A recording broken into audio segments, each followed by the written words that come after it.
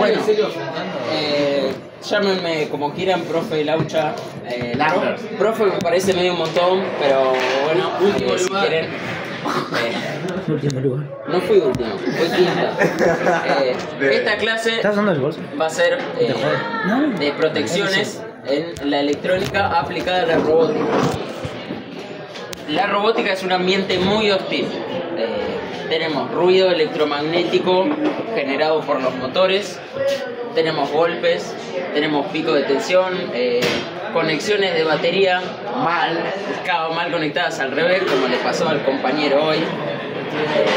¿Tenés acá? Lo podemos mostrar. ¿Qué pasa cuando conectamos al revés? ¿Podés hacerlo de nuevo? No lo vamos a hacer de nuevo. Y bueno, vamos a arrancar. Ok,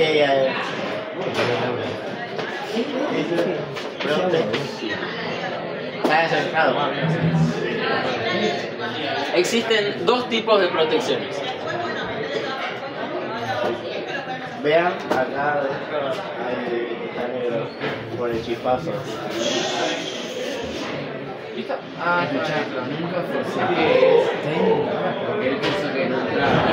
No lo reté, boludo, pobrecito. Es que siempre forcé. ¿Viste? A mí también. Ve que estaba pidiendo que encender un bolón, ¿viste? Se me ocurrió poner la que también quise tocar. Sí, a mí también. Bueno, viendo que hay tantos problemas con la polaridad inversa de las baterías, vamos a pasar a la protección contra polaridad inversa, que es un tipo de protección activa. ¿Activa, Sí.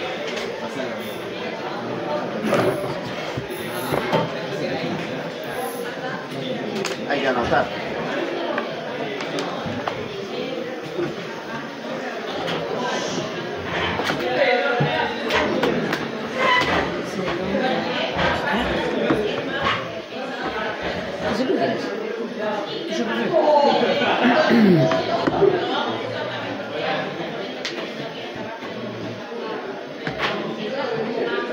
¿Cómo era el nombre? Protección contra polaridad inversa.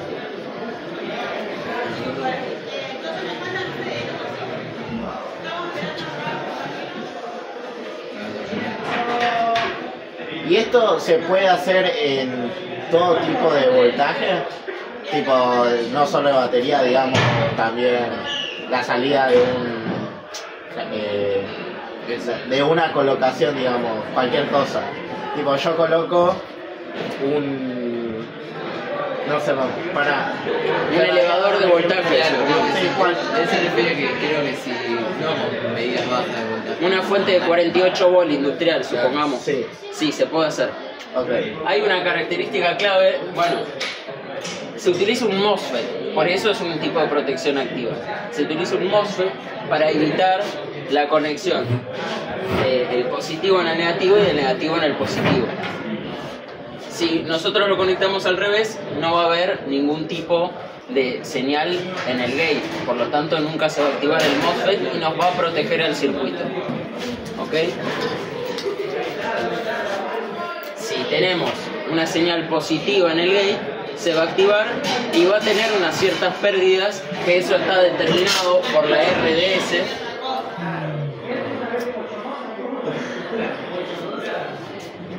Que es la resistencia máxima que tiene el MOSFET en la zona lineal. Sí, la resistencia mínima. Yo, por ejemplo, utilizo el IRF 3205.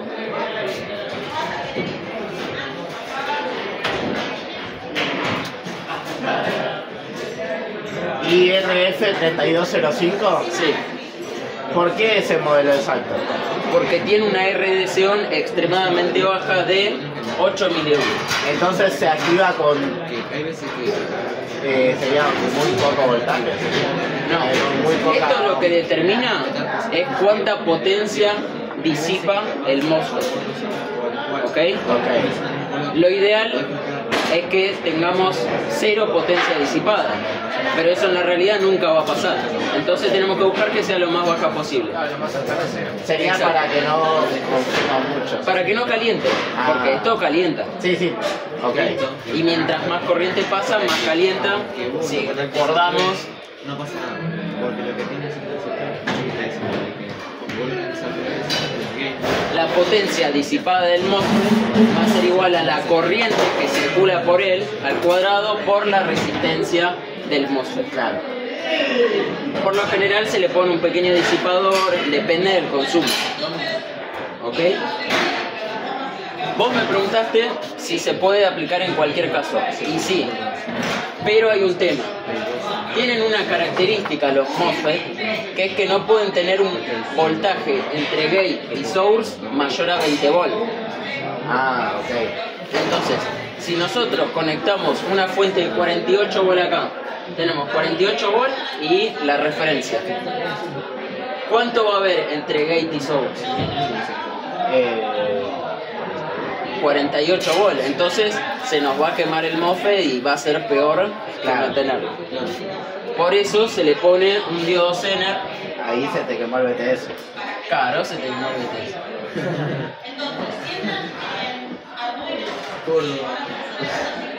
El TEA, el de ella se ve. Ponemos un diodo Zener de, supongamos, 16 volts. Eso es para mayores voltajes. Mayores voltajes a partir de 4 celdas, que es 16 volts, se le pone un diodo Zener. Entonces, si yo quiero más potencia, le pongo el diodo Zener. El diodo Zener, ¿sí? También se le puede poner acá un ledcito, ¿no? Esto ya es a gusto de cada uno. para indicar si está. Para indicar si está conectado al revés, obviamente tenemos que poner un diodo para protegerlo sí. cuando lo conectamos bien. Una resistencia. Esto, digamos, es para decirle al usuario, o sea, nosotros, que lo conectamos al revés y que lo desconectemos y volvamos. Si se prende es porque está al revés. Exactamente. Ok. Bueno, este es el tipo de protección, yo creo, más esencial, porque Sí. una conexión inversa nos revienta todo, Sí. o al menos un puente H. Entonces, ¿Te puedo no- hacer una pregunta? sí, ¿Por qué no diste esta clase a la mañana? Si a alguien no le pasaba algo. Claro. sí, la verdad lo podría haber dado Es que yo le dije. al inicio del año. Sí, ya me lo dijo. Y sinceramente no es muy costoso. En páginas como Elemon, este MOSFET IRF3205 está $1 o $1,3. $1? Sí, que al cambio dólar oficial, que está en 1.400, 2.000 pesos. Y te salvas de quemar un driver de 20.000. 20, 25, 30 por ahí. Claro. Entre Ok. 1000. GND, no, pará, no. Seguí abajo, por favor. Dale.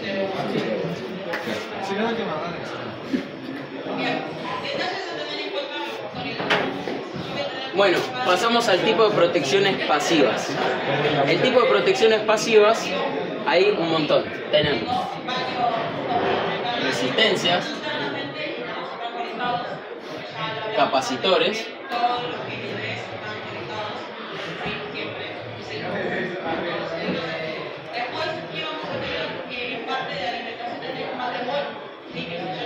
diodos y, bueno, los fusibles.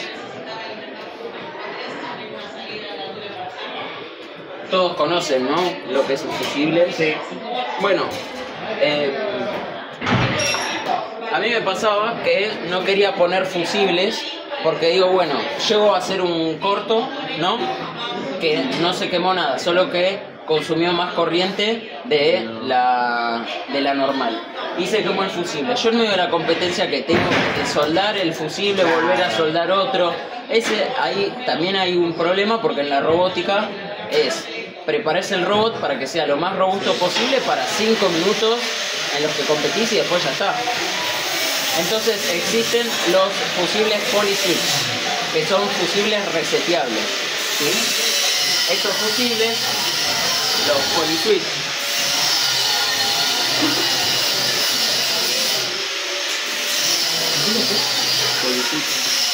Polyswitch, así se escribe.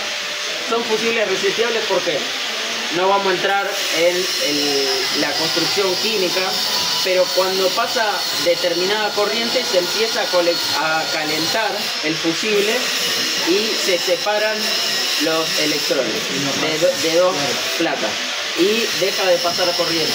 Y cuando se enfría, se vuelve a unir. Cuando se enfría se vuelve a unir. El único problema es que tarda de 2 a 3 minutos. Pero si nosotros pedimos la asistencia técnica, Claro, ahí llega. llega. Te da el tiempo. Si no, lo que se puede hacer es agregar un jumper de seguridad, digamos, como segunda opción. En caso de que, che, el polyswitch no cierra, le podemos poner Un acá puente. Claro. un jumper. Sí, ya. Ponemos un jumper. Y de última, ponemos, ¿vieron el jumper típico? Bueno, Sí, sí. tenemos el polyswitch. ¿Esto ya lo puedo borrar? Sí. Sí, está todo grabado acá.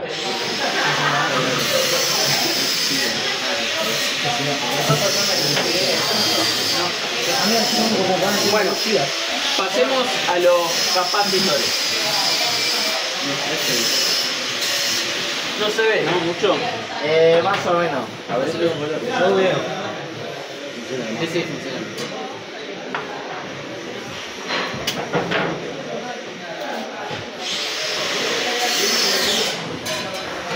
Tenemos capacitores.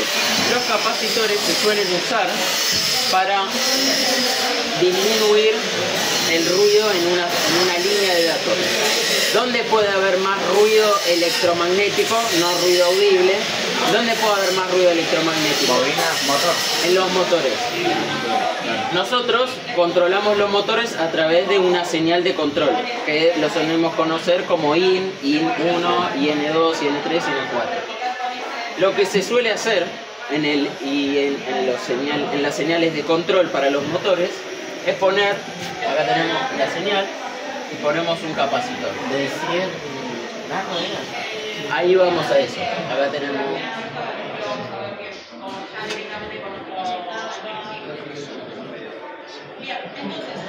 $100 nanos y 10 litros. Y 10 litros. Sí. Pero esa era para la entrada. Claro. Ese era para un divisor de No, no. El divisor de tensión es la resistencia. es la resistencia. Acá va la señal de control y el microcontrolador que envía esa señal. ¿Qué pasa? No todos los capacitores filtran la misma frecuencia. Tenemos capacitores. Mira, la curva de atenuación de los capacitores que- es algo similar. A ver, acá.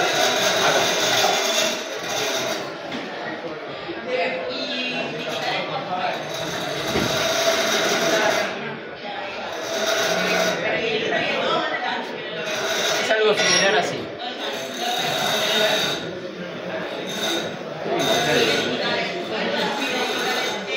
En el eje Y tenemos la frecuencia, en el eje X tenemos... no.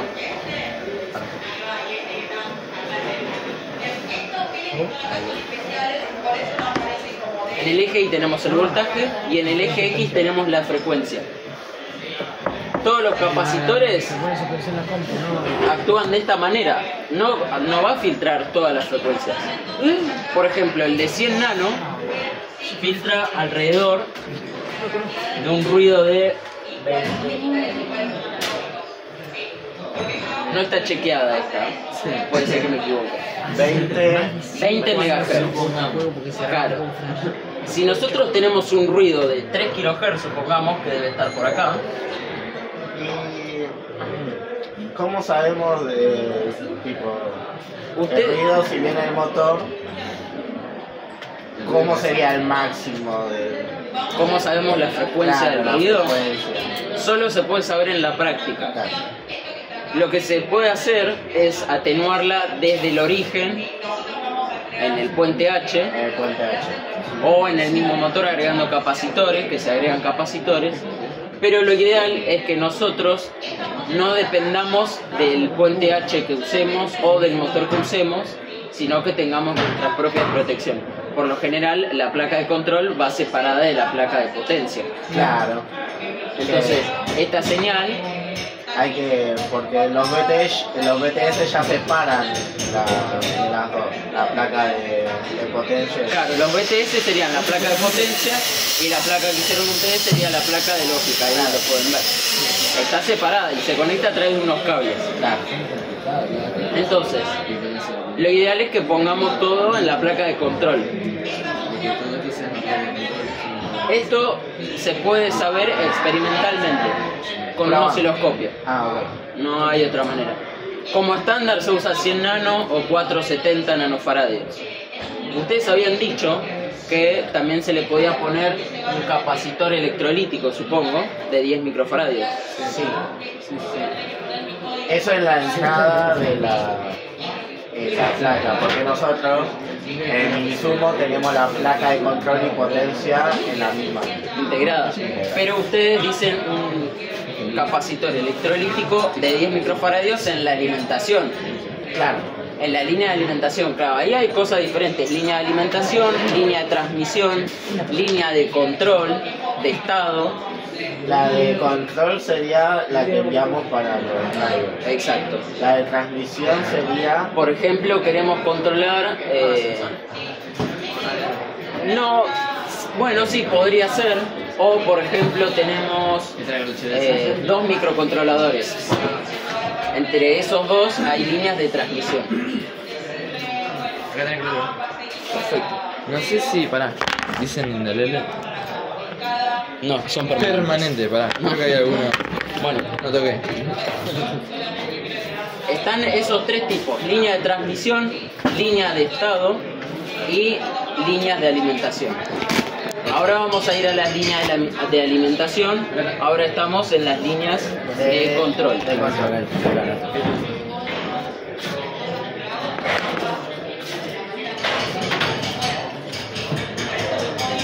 Bueno, ustedes esto lo van a ver en sexto, o deberían verlo con la reactancia inductiva, reactancia capacitiva, no sé si ya lo vieron. Con paredes, ¿no? No fuimos gracias. Reactancia. En análisis de modelos circuitales lo van a ver como reactancia capacitiva, Sí. como qué tan capacitores Sí.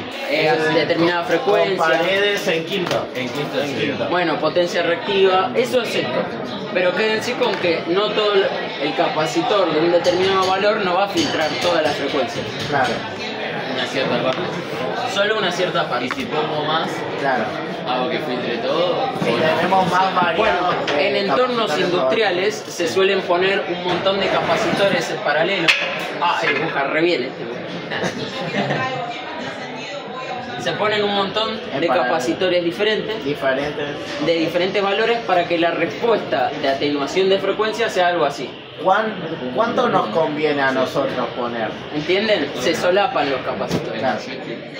¿Cuánto nos conviene poner a nosotros? No, yo creo que con uno están bien. ¿Uno? Sí, sí. ¿Y dos? Solo, porque el pibe le hizo. Depende qué tanto, porque hay motores que generan más ruido, depende de la inductancia del motor, la corriente que consuma, si está en modo generador, porque puede ser que lo giren a ustedes cuando están así, ¿no? Claro, y nos giran a Están- nosotros en vez de... Están ahí pegados y ustedes por una estrategia deciden dejar que gire sus motores, ¿no? Y lo van llevando. Ahí se genera un ruido de otro tipo porque está en modo generador. Claro, Una bobina con imanes permanentes genera corriente eléctrica. ok.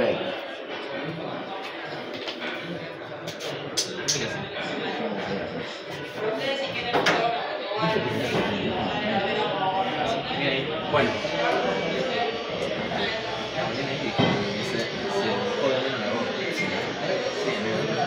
Yo sé lo que es pasar por tus salones y hablar con todo el mundo. bueno, acá agregué una resistencia en serie a la entrada o salida del microcontrolador. ¿Por qué?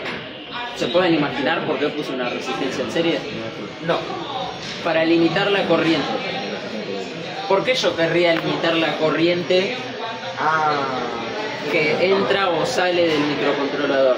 Si yo defino alto o bajo, que se fije los electrones cuántos van.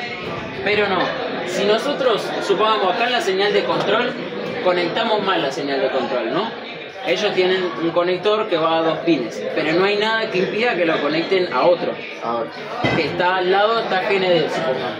¿Y qué pasa si acá ponemos directo a GND sin la resistencia? Acá hay una resistencia teórica ¿Se la pasa? de 0 ohm. Sí. Y se les va a quemar, Claro, va a pasar. con suerte se les va a quemar solo ese pin, ese GPIO. Claro. Con suerte. Con suerte se les puede quemar todo el chip, depende de qué GPIO, bueno, en la El documentación del ESP. No, acá el driver, en la etapa de potencia no le pasa nada. Sí, sí. También puede pasar lo mismo si está conectado a 5 volts sin querer, ¿eh? O a la línea de alimentación. Claro. Si ustedes definen el microcontrolador como 0, ese GPIO, lo que hace es conecta un pequeñito MOSFET por acá. Y usamos la misma. ¿Sería? Conecta un pequeño MOSFET y acá va a pasar lo mismo si no tenemos una resistencia. Puede pasar tanto como cuando lo conectan, cuando mandan el GPIO a alto o a bajo. Puede pasar. Entonces se pone esta resistencia en serie. ¿Entendieron? Sin el puente. Sin el puente. Ok. Y ahora, ¿De cuánto debería ser la resistencia? exactamente, ¿de cuánto debería ser? Supongamos el estándar es 5 volt o 3,3, vamos con 5 volt. Sí, vamos con 5 Total, sí. Señal de control, claro. Sí, La corriente es igual a... La corriente es voltaje sobre resistencia. La ley de Ohm. ¿Cómo lo veo? Yo no sabía, boludo. La corriente máxima de un GPIO normal suele ser 15 o 20 miliamperes. 20, sí. Vamos a poner 20 15 mil. 20 mil. Bueno, ponemos 20 mil. Porque es el que del SP.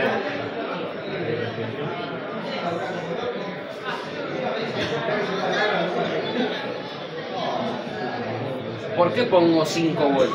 Porque si acá esto está cortocircuitado a GND, la resistencia Ese. va a ser, toda la caída de tensión va a estar en esta resistencia. Por eso yo pongo 5 volts, porque es la caída de tensión en la resistencia.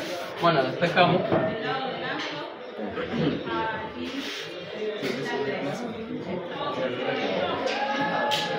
Claro. 5 volts sobre 20. A ver, tengo el cero acá. 20.000. Es 0,02, ¿no es? Ah, mierda. Bueno, no. Era mucho, sí. 5 sobre 20 mili, Pero, 250 ohms. claro. Lo pasaste a. Lo pasó, o sea, sería 0,250. 5 pasos. 2,5. Está 5 pasos más lento que vos. Sí. Las vibras Entonces, para que circule como máximo una corriente de 20 mA, tenemos que poner una resistencia de 250. Ok. Podemos buscar un estándar comercial, Sí, 330. 330. 330 para que circule un poquito menos. Claro. Entonces, esta resistencia sería de 330. 330. Comercialmente sí, 330. Y si tenemos de 3,3, ¿Haces el cálculo de nuevo? Hacer el cálculo, sí. claro. Puedo usar la de 220. Ya. Comercialmente. No. Sí. Esto es en las señales de control. En las señales de estado siempre tienen que estar definido ¿De estado? de estado, que por ejemplo el BTS, vamos al ejemplo del BTS, tiene un pin IS, que hoy no lo usamos nunca, no sabemos No, para qué es. sí. Bueno, eso tiene una fuente de corriente que bueno hace una determinada caída de tensión, bla bla bla, en una resistencia pull down, pero lo que hace es le dice al microcontrolador cuánta corriente pasa y si hay una falla o no. Ese pin IS siempre está en 5 volt, o sea siempre está definido en alto. Claro. Si ocurre alguna falla, el BTS lo manda a 0. Y ahí directamente Y ahí avisa. el microcontrolador sabe si está en 0, se puede usar una interrupción por programación, no sé si lo vieron. Una interrupción, bueno, Que sería lo veremos en como otra clase. cancela todo, digamos. Exacto. Como un fusil. Es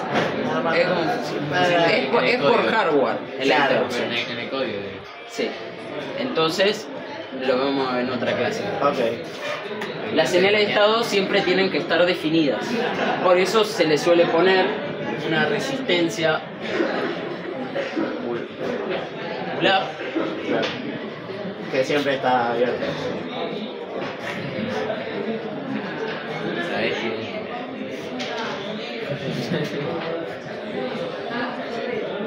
o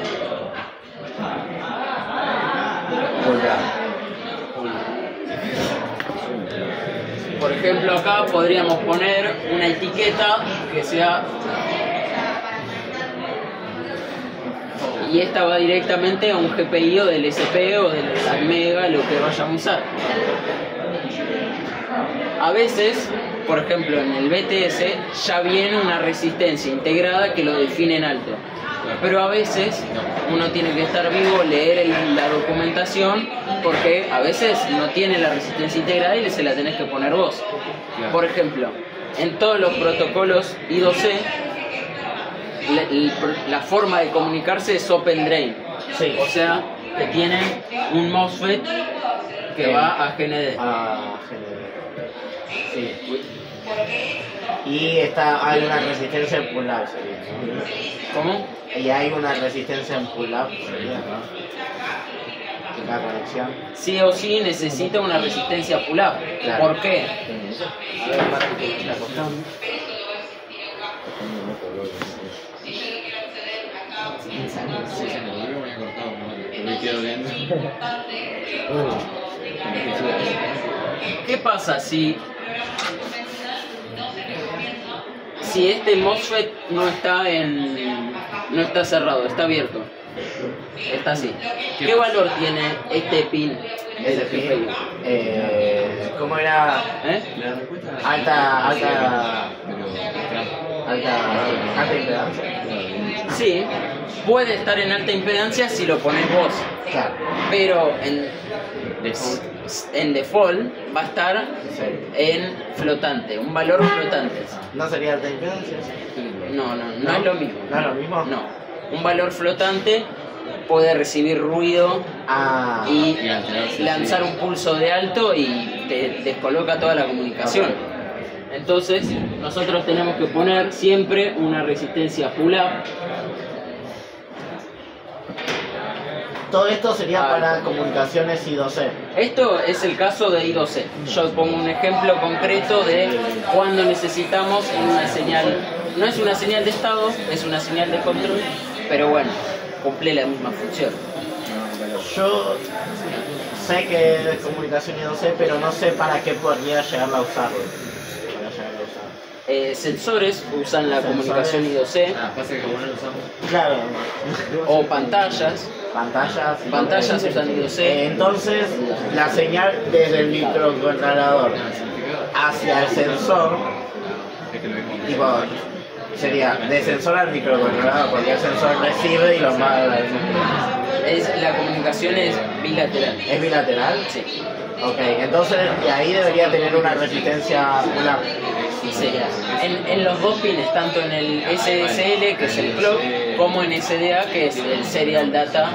La A no me acuerdo qué es, pero datos serial. Claro. SSL y después SDA. En los dos tenemos que poner resistencia Y pull-up. el I2C Ok.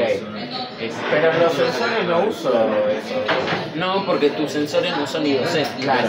Los sensores no son. Los sensores Sharp, por ejemplo, infrarrojos, son analógicos. Por eso lo tenemos que conectar al pin analógico del SP, para que pueda interpretar esa señal analógica. Sí.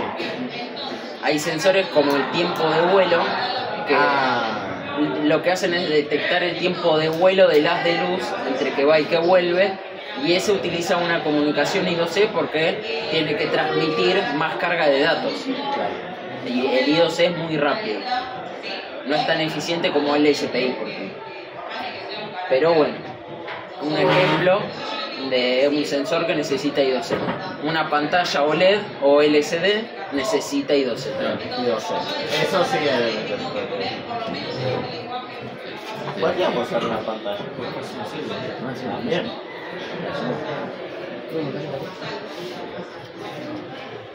Ok.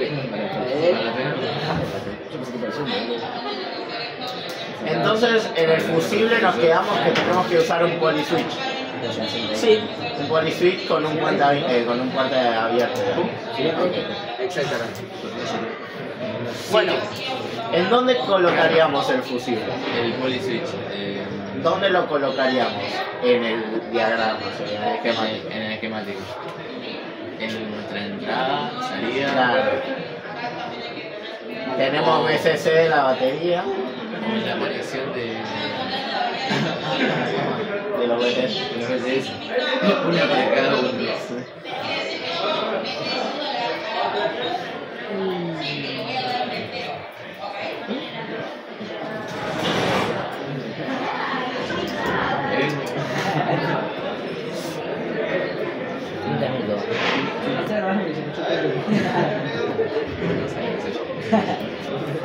Acá tenemos la alimentación que alimenta tanto el circuito de control como la parte de potencia.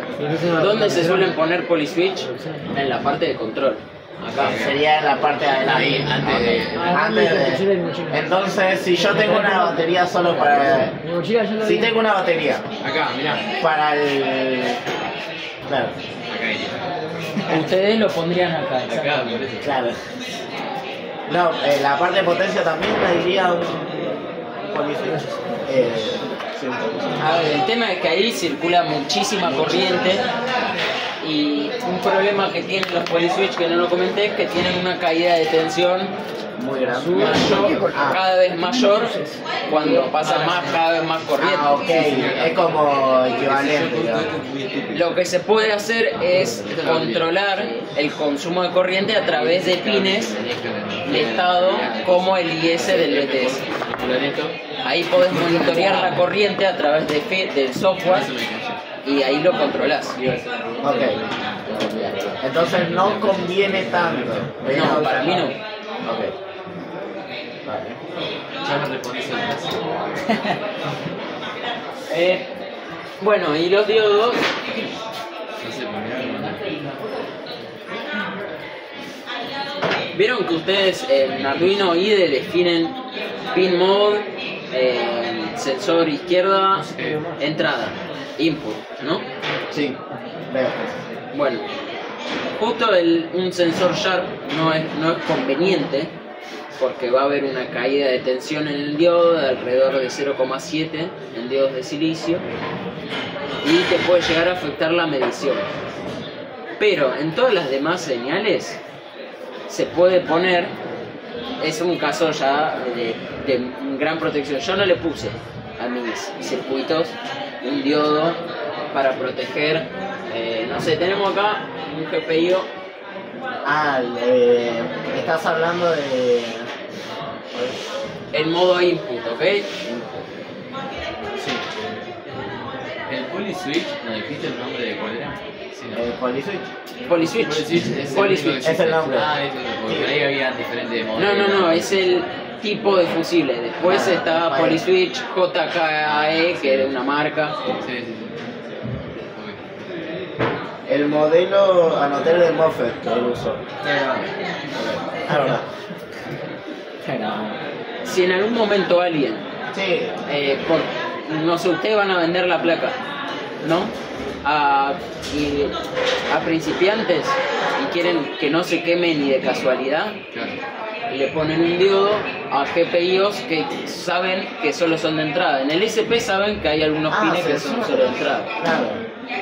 A todos los sensores. A lo de sensores. Por ejemplo, claro, porque bueno. si ellos por error configuran el modo de salida Sí. y entra, no se quema porque se protege, porque tenés un bloque, que tenés un diodo Zener, un TBS, bla, bla, bla, pero, Es como un plus. claro, Sí. Es para asegurar de que no. exacto. Yo tengo otro de los sensores, de otra protección que me recomendó Barzola, No funciona así. que es la de diodo Zener en la entrada del voltaje del microcontrolador y la placa, digamos. Si yo lo alimento con la compu al micro y está en la placa y está alimentada también, se mezclan los voltajes. Y ahí hay un diodo Zener para... No, diodo Zener no, diodo Schottky, ¿no será? Ah, el rápido sería. Sí, el diodo Schottky lo que hace es... tiene una caída de tensión muchísimo menor que el diodo de silicio, por lo que es de alrededor de 0,2 volt la caída de tensión, entonces se calienta mucho menos. Sí, es recomendable. De hecho, las placas comerciales del SP tienen un diodo para que puedas alimentar por 3,3 y por la entrada de 5 volt y por el micro USB sin quemar la compu o sin quemar la fuente de 5 volt. Porque ahí es una pelea de voltajes de a ver quién tiene el mayor voltaje. Claro, sí. Y ahí se puede quemar cualquiera de las dos. Claro. En los diodos también, bueno, existe un montón, diodo Zener, diodo TBS, vamos al diodo TBS. Sí. El diodo TBS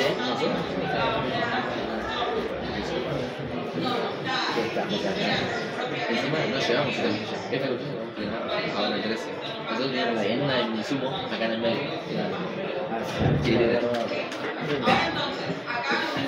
se pone a tierra. Así. ¿Qué pasa acá? El diodo TBS lo que hace es proteger contra descargas electrostáticas al pin. ¿Ok? Descargas electrostáticas, ¿vieron cuando, no sé, tocamos algo metálico y nos da una descarga? Esas descargas electrostáticas tienen un voltaje de 8 kilovolts. Sí. Un montón. Sí. Nosotros acá tenemos... No se ve, ¿no? Un poco. Sí, está... Y todo esto seguimos en señal de control y en microcontrolador. Sería, para que quede claro, sería desde la señal que envía el driver hacia el micro. Claro, por ejemplo, este diodo TBS yo lo pondría solo en las señales de control hacia el motor. De control hacia el motor. Claro, ahora después voy a hacer una categorización de cuándo usar cada protección. Ahora estamos haciendo un paneo general de todas las protecciones. La descarga electrostática es así. Nosotros acá tenemos 5 volts y acá tenemos 8000. Es un montón. Sí. Un diodo Zener saben que regula voltaje. Pero ¿qué pasa? El diodo Zener no puede responder tan rápido. Esto tiene un periodo de... ¿Cómo regula voltaje? El diodo Zener regula voltaje. Es un regulador de voltaje.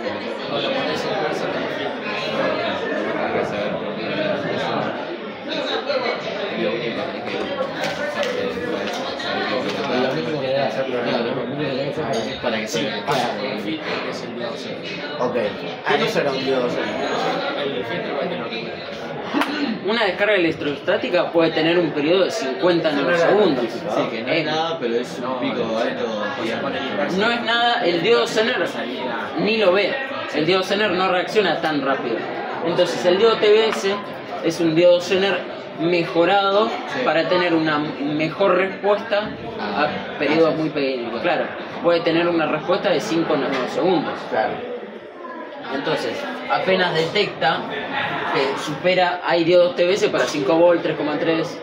¿En qué caso te puede pasar que pase De la electrostática. de la electrostática? Cuando lo tocas vos.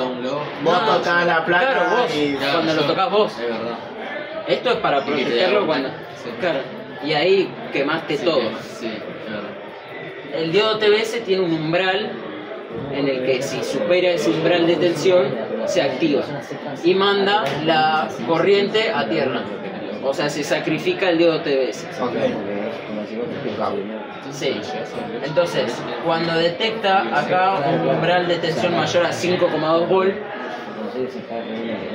con 5 segundos, listo, ahí lo manda a tierra la señal y se sacrifica. Para eso necesitamos poner una resistencia.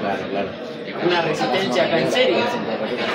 Porque si ponemos acá la entrada del microcontrolador, sin la resistencia se nos va a ir a tierra. Claro. Entonces, si van a poner diodo TBS, sí o sí es una resistencia en serie. Tienen que poner, sí o sí. Sí o sí. Sí o sí. Diodo TBS. Diodo TBS. ¿Me corta o la vez? Ok. Buena pregunta.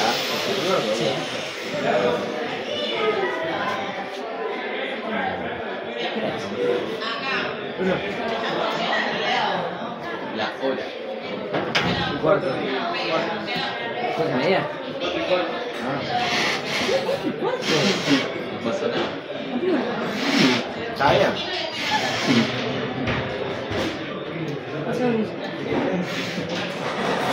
Va 40 minutos.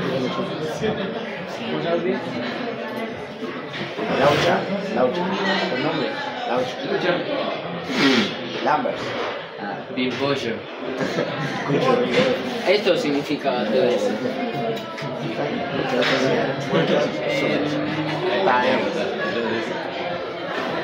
Pero siempre, entonces ese diodo siempre que supera el voltaje en que trabaja se sacrifica o se abre, digamos. Se cierra, Se cierra. se deja pasar la corriente hacia el Y muere. Sí. Siempre muere. No, si pones dos resistencias, Ok, ahí podemos hablar de Dios. sí. A ver, si pones otra resistencia acá, porque vos no sabés de dónde viene la descarga electrostática. Puede venir tanto de este lado, si tocas el SP, como si tocas el puente H.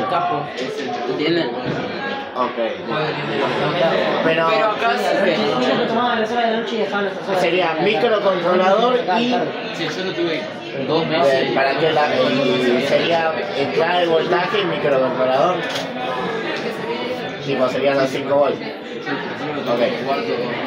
esto es 5 volt en el Arduino. Sí, En el SP 3,3. se alimenta con 3,3, no. El SP, las señales de control son 3,3 volts. Todo esto es una señal de control. Ok. El SP cuando vos lanzás un alto, lanza un pulso de 3,3 volts, ¿no? No, eso sí, yo pensé que me decías en alimentación del SP. Entonces, y esto tendría que ponerlo en cada señal de control, digamos. Sería todo esto por 4. Sí. Ok. ¿Cómo hacerlo?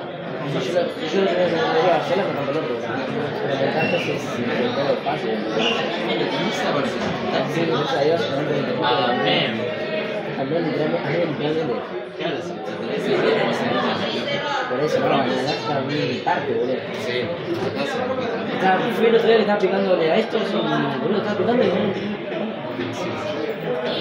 Se va a tener que agarrar de serio, ¿no? Pero. claro, no, mira, hacerlo. Esto es la configuración que recomiendo yo para los pines que van hacia el puente H. Y ahí falta una resistencia, ¿no?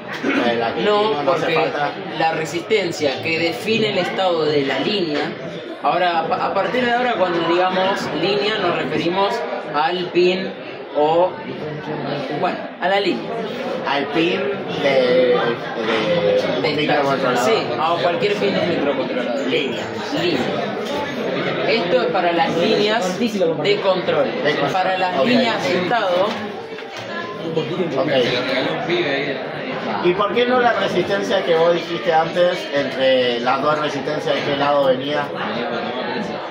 porque vos querés que se sacrifique el TBS. Listo, que se sacrifique.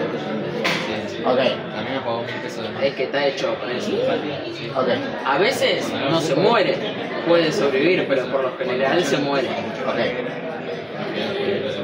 Sería prote línea de control. Sí. No me Te acuerdo. dio plata de más. Te regaló una Confi. ¿Cómo hacen? No sé el nombre. Mucha gente que lo vi Ok. tiene que ser igual de GD que vos. ¿Cómo el capacitor es el que hablamos antes?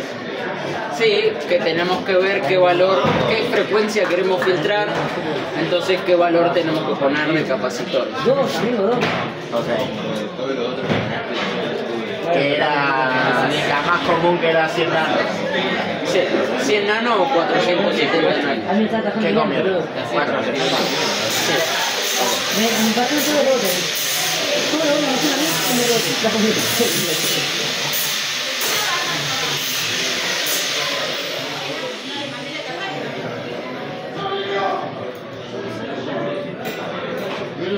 ¿Qué? Sí, por. Porque el suyo está grabando.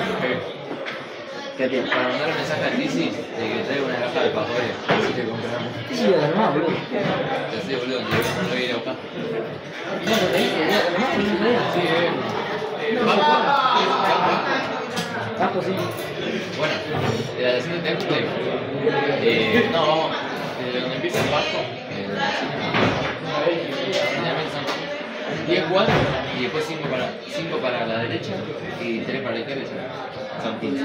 Ana Faradio, Sí, sí, Diodo son TV. 10. ¿Recomendás un Diodo TV en particular? No sé yo. No sabes. Es Cualquiera. que no son, claro, cualquiera.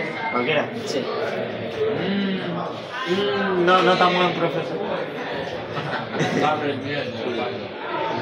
¿Sos el siguiente Barzola vos?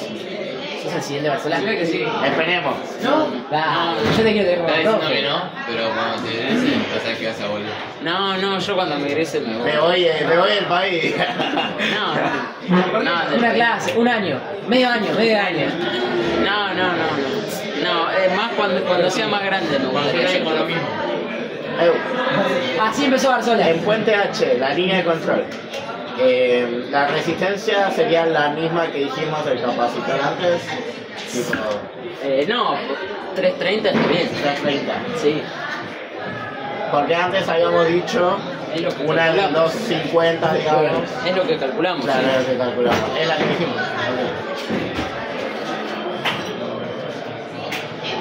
Bueno, por último, porque ya no hay mucho tiempo. ¿Esto ya lo copiaron? Sí, Línea de estado me falta. sí, amigo. Si querés borrar la de arriba. Va 46 minutos. ¿Está bien? Perfecto. 2 horas, ¿no? Sí, pero. ¿Qué te pasa que soy una máquina? Esa es la máquina. Él es la máquina. El futuro profe. Qué bien que explica, boludo. Sí, explica re bien. Tenés que ser docente. Sí, la verdad. ¿Con la anteojito? Sí, encima está lindo. Sí. Hermoso. La recomprada. Diodo Zener, Diodo TBS. Diodo TBS. Sí, en diodos hay un montón. Diodo Schottky, diodo. No, pero ese. Este es TBS. ¿Ese TBS también? Sí. Ok. ¿Cuál era Zener? Zener es, por ejemplo, el que usamos en la compuerta del MOSFET para Del protegerlo MOSFET, ahí está. cuando queremos usar voltajes mayores. Ok. Sí. Cuando termines podés ir. Profe, Sí. cuando termines podés hacer un resumen rápido en el sentido de, bueno, el polyswitch para este caso, el Zen para este caso y el cosa para este caso. ¿Ya complete? 4KF. 4K7. Ah. 4,7K. Ok. Es un estándar, puedes usar 10K o 1K. Mirá, mientras menor sea la resistencia, más inmunidad al ruido vas a tener, Claro. pero también más corriente vas a consumir. Claro. Más corriente vas a consumir. Entonces uno tiene que encontrar el balance. Y vos encontraste un 4,7. Sí, es un estándar 4,7. Encontrar el punto Q Sí, o el punto G. Claro. no sé de qué me estás Punto de hablando. trabajo. Fault sería. La señal de falla que va al microcontrolador. Ok. Sí, ya estoy. Después ustedes tienen que valorar si efectivamente es necesario. Es Porque necesario. tengan en cuenta que en la placa poner 4 componentes por Sí, por. señal de control es un montón. Sí, es un montón. Más si yo lo hice en un Sumo RC en el que tengo 4 señales de control. Pero en otras aplicaciones como seguidor de línea, por ejemplo, quizás te conviene solo poner una resistencia en serie. La resistencia en serie para mí se pone siempre. Sí. Siempre. La de 330. Sí. cualquier caso. En cualquier caso, sí. Porque no te cuesta nada. No, Es una resistencia. Es una resistencia. exacto. Bueno, vamos a la línea de alimentación. Nosotros siempre vamos a usar un regulador lineal. ¿Lo ubican el regulador lineal? Sí, el de 3,3 el que usamos. El LM1117 Sí, que tiene la ese usamos justo. Sí, sí. Bueno, ese o el LM7805, Claro. todos esos son reguladores lineales. ¿Qué es lo que hacen? Regula. Regulan el voltaje. Por ejemplo, tenemos en la entrada 12 volts y lo bajan a 5. Siempre lo baja, nunca lo sube. Siempre lo va a bajar. Bueno, siempre necesita una cierta holgura entre el voltaje de entrada y salida, de alrededor de 1 volt, ¿no? Claro. Todo esto lo disipa a través de calor. Claro, por eso se calienta tanto. Por eso se calientan un montón. Porque para corrientes de más de 100 mA ya es una estufa. Sí, sí. Entonces, ¿Ves? pero el regulador lineal tiene una gran ventaja, que la salida es perfecta. Línea. Es lineal.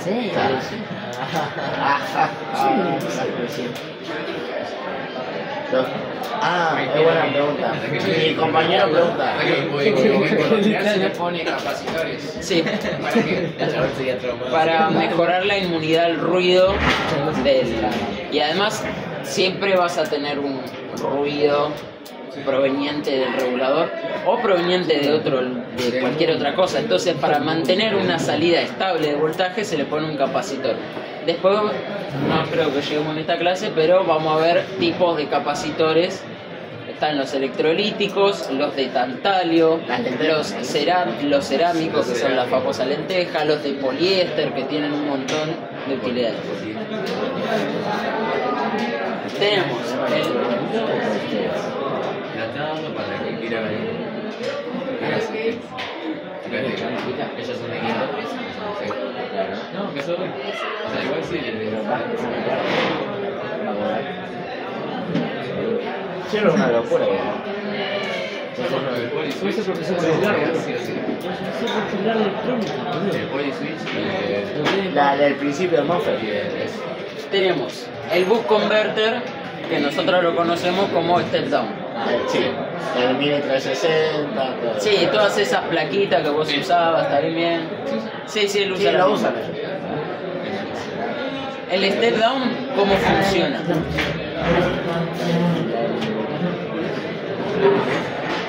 Ese es Mini 360 se llama. Es como esa energía, ¿no?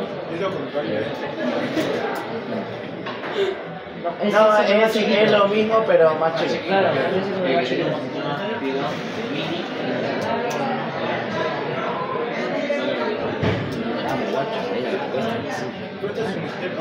Así funcionaría. Vos por casualidad, ¿vos integraste el step down en tu placa? Sí. Tiene una bobinita así. ¿Es fácil? Sí. ¿Ves? Él tiene integrado el step down en la placa.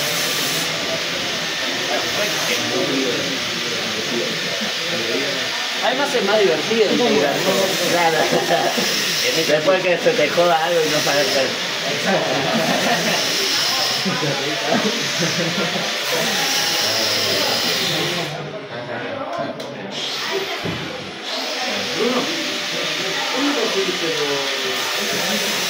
Me lo dio Jere. No, por eso, es muy único. Ven, después te paso la página, ahora no me la puedo creer. Bueno, ustedes lo que ven en esas placas es este circuito. En esencia es este circuito. En la mayoría de las placas se utiliza un step down asincrónico, que en vez de un MOSFET acá tiene un diodo. Un diodo así. Pará. Eso me está diciendo que está dentro de la placa del step down. La plaquita verde que vos ves Es eso nada más. el encapsulado chiquitito que ves, Es el step down. el step down Se puede contar la placa. Sí. Hay circuitos integrados que integran el MOSFET superior, hay algunos que integran los dos MOSFET, hay algunos que no integran ninguno, depende de las características, hay un montón.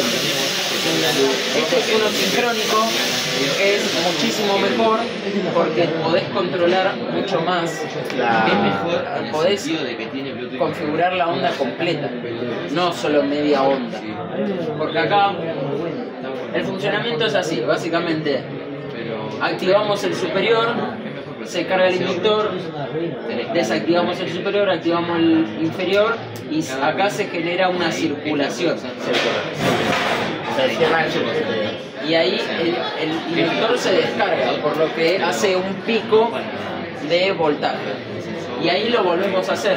Antes de que baje el pico de voltaje, activamos este nuevo y lo volvemos a cargar. Y así un ciclo que no termina nunca, que eleva el voltaje o que lo baja. Nosotros por lo general lo que queremos es que baje. ¿Okay? ¿Cuál es el problema de estos? Que la salida siempre va a ser Claro. Con ruido. siempre va a tener ruido. Va a tener ruido de alta frecuencia, que es la conmutación de los switches, de los MOSFET, y va a tener el ripple asociado al inductor, porque el inductor se está cargando y descargando, cargando y descargando. Entonces te va a generar una pequeña oscilación. Por eso se utiliza un capacitor electrolítico para suavizarlo. Pero eso ya está dentro del step down, de la placa que... La placa que ustedes compran, si ustedes lo integran, Lo integramos, van tenemos a que tener poner- que hacer este circuito. Ok, sí. Por lo general, por ejemplo, yo uso el TPS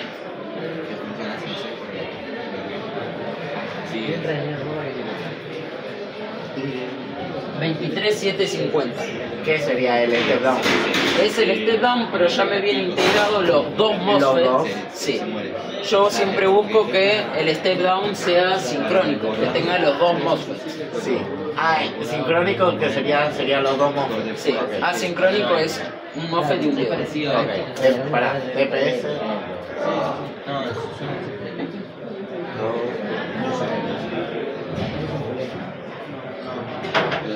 Así.